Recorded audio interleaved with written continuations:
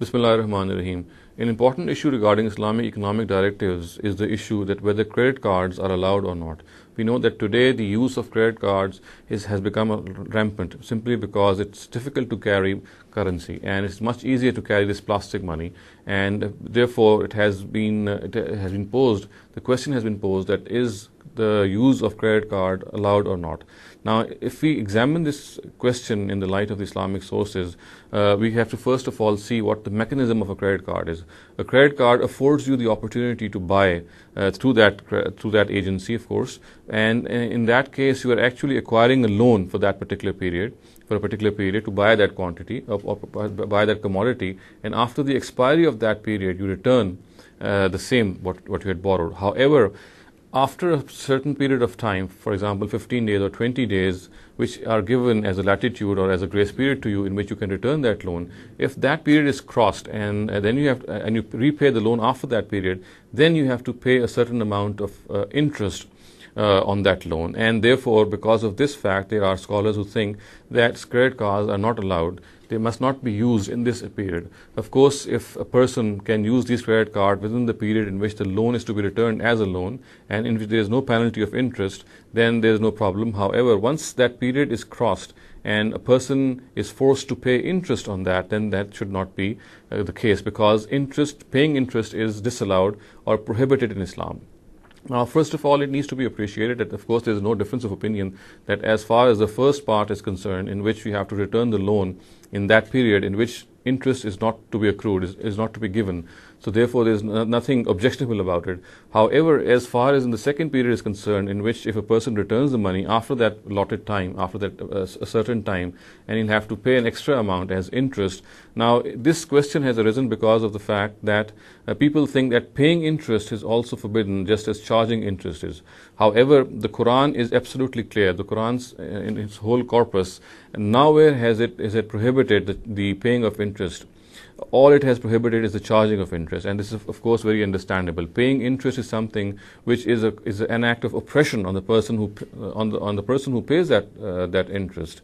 So therefore, he cannot be regarded to be a sinner, and that is why the whole Quran is absolutely devoid of any verse which says that paying interest is also a sin.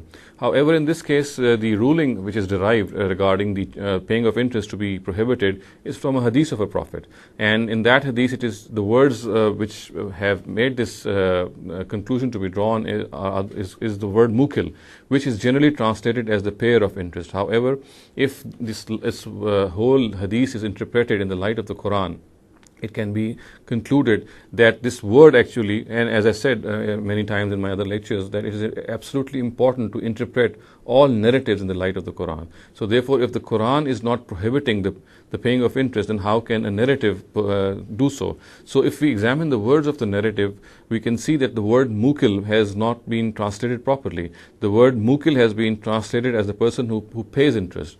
However, if we examine the narrative, the words of the narrative, we can easily see that actually the word mukil means a person who is the agent of that person who gives interest on loan. And this is the proper translation of the word mukil. And this can also be gauged from the fact that the other people mentioned here in the narrative are all supporters of the person who gives that receiving loan. And the other people mentioned are the scribe, the person who writes down that loan document, and the person who is a witness to that loan document. And very similarly, on a very similar basis, the person who is an agent of that person who gives a loan on interest is also a supporter of that person. So a correct translation of the word mukil would be an agent of the person who gives loan on interest. So therefore, this narrative also does not prohibit the paying of interest if it is interpreted in the light of the Quran and if its words are given proper attention to. So in a nutshell, we can say that the use of credit cards itself is something which cannot be objected to.